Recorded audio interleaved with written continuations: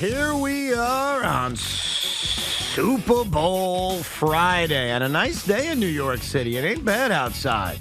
Evan and Tiki here on the Fan. Plenty of Super Bowl talk, plenty of football discussion. But I got triggered last night. I don't get triggered easily.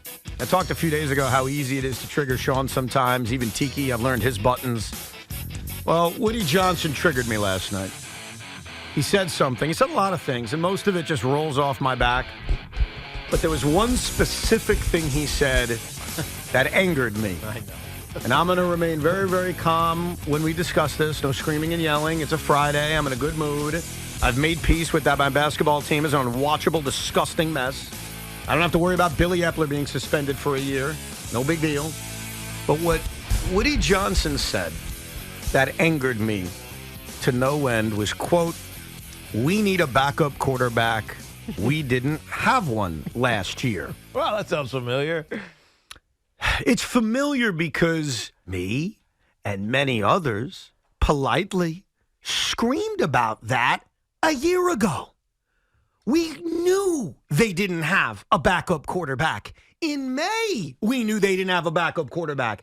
In June, we knew they didn't have a backup quarterback. In July, we knew they didn't have a backup quarterback. In August, we knew they didn't have a backup quarterback. And then in September, when what happened with our hero Aaron Rodgers, we all certainly knew they didn't have a backup quarterback. So here's what really pisses me off.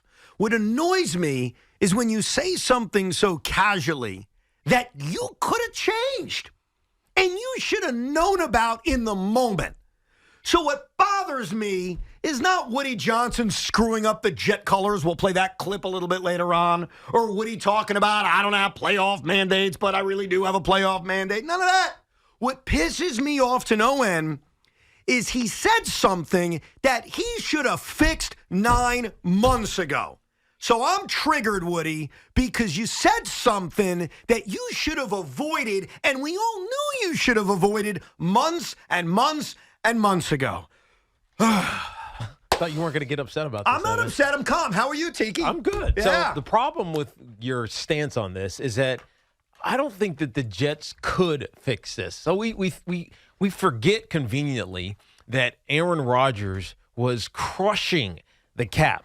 And so until he got his deal restructured, which took some time, they couldn't do anything, right? They were waiting this whole offseason. Remember how long this thing took? Mm-hmm. It was inevitable. We knew it was going to happen, but it took forever for it to happen. And as a result, they had to reserve space on their cap and, more importantly, not let go of Zach Wilson until they acquired Aaron Rodgers. And by the time they acquired Aaron Rodgers, all of the other viable potential backup quarterbacks were elsewhere. And then even after they acquired Aaron Rodgers, it took like a week or two before he restructured his deal, basically took a pay cut so that they had some financial flexibility. And if you cut and moved on from Zach Wilson, then you're stuck with like $20 million in dead money. So it sounds easy to do. I think it was harder for them realistically to do, especially with all of the Aaron Rodgers machinations of what was going to happen hanging over top of them. No. Respectfully, no. That's BS, and I'll tell you why.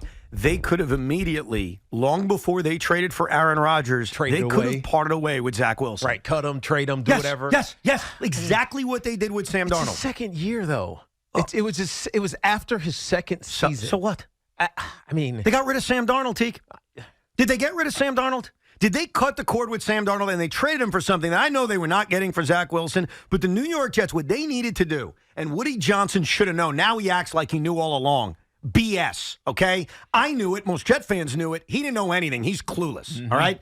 When the season ended and Woody Johnson sat here a year ago at this time and declared to the world, we need a veteran quarterback. He was very open and honest about that. Yeah, said we're going to get one. He said, we're going to get a veteran quarterback. And then we all debated who. There was the discussions about Derek Carr and Aaron Rodgers and is Lamar really available and all that. You could have made this clean breakup by getting rid of Zach Wilson, who was not a backup. He wasn't a project. He wasn't the starter. He was a nothing. And I really believe when you look at the failures of the New York Jets, there's a lot of reasons why they failed. You can blame the offensive line. You can blame a lot of things.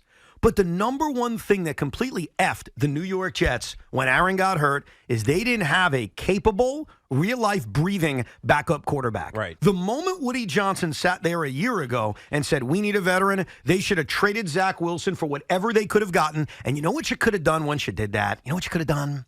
You could have signed Gardner Minshew to a one-year deal at $3.5 million. You could have signed Baker Mayfield to a one-year deal at $1.7 million. You could have signed Teddy Bridgewater to a one-year deal. There were plenty of options.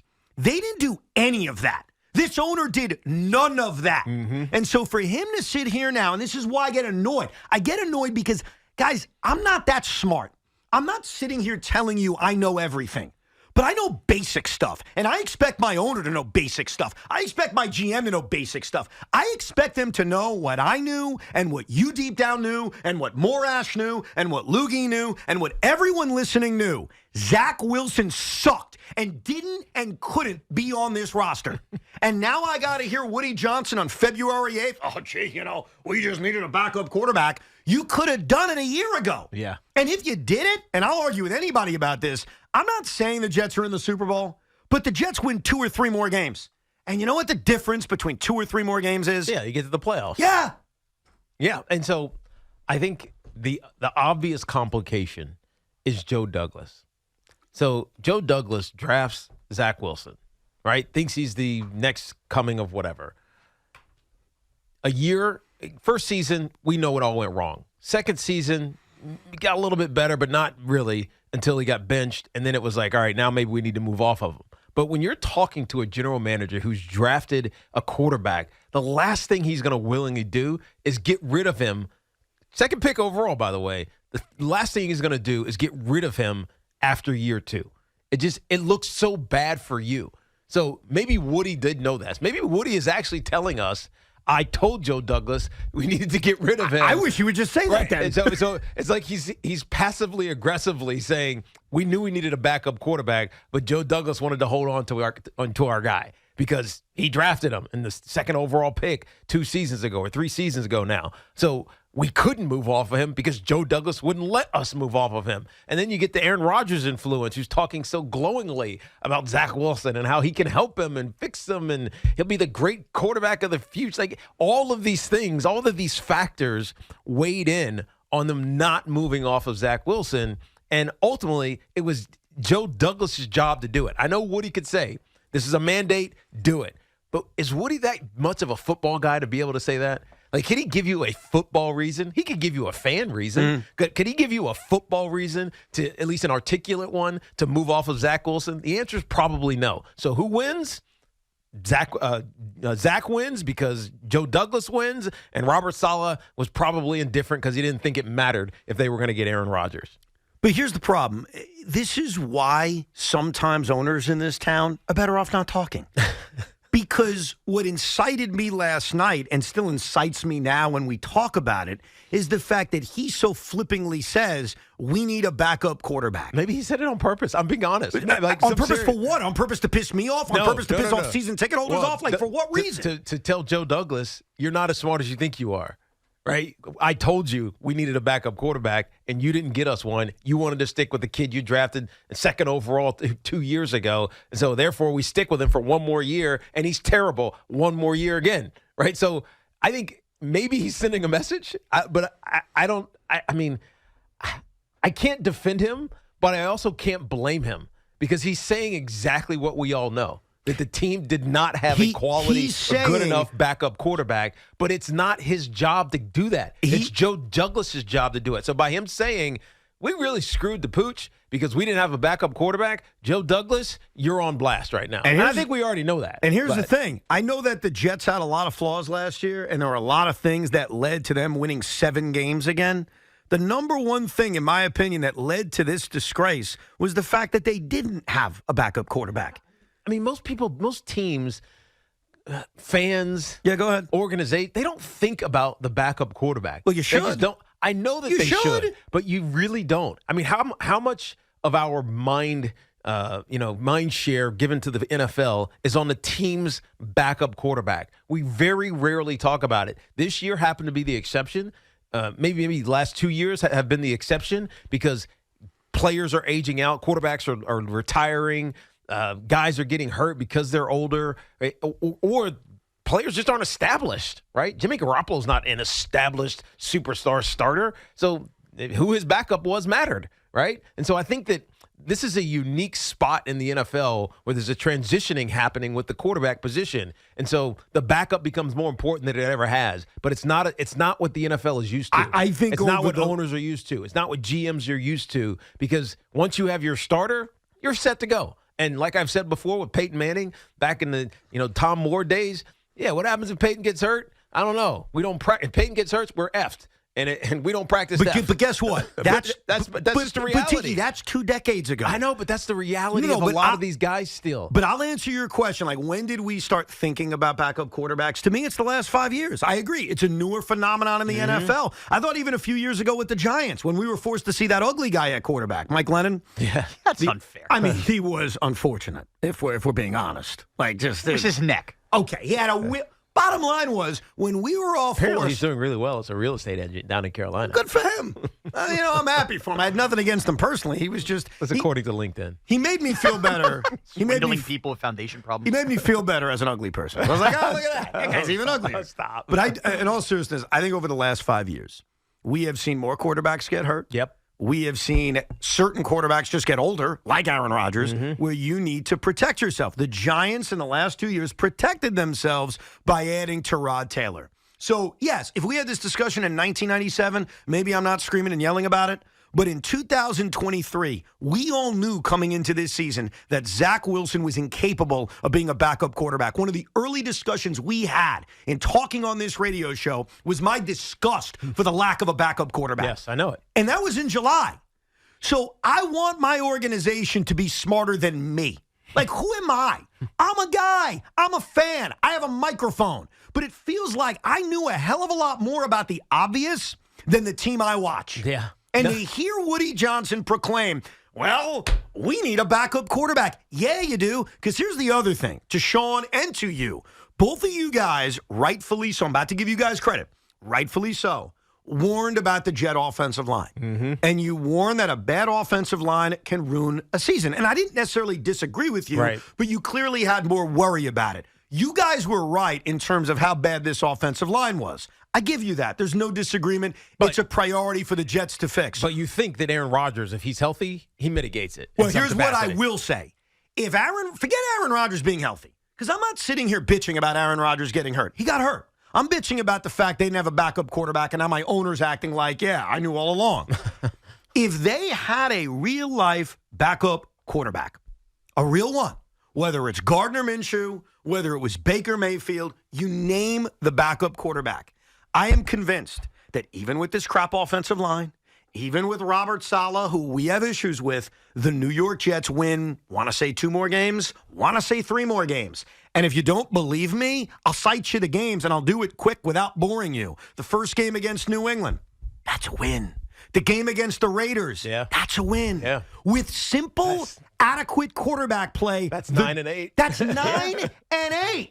And that opens up other scenarios. Does that mean Aaron Rodgers comes back? Maybe, maybe not. Is 9 wins enough? Do you now win another game that you didn't win because of where you're now in the standings? The answer to that could be yes. So what I'm here to tell you is that line he throws out there about we just need a backup quarterback, if they had done their jobs the way not just I suggested, but most Jet fans suggested, we are talking about this season in a very, very, very different way.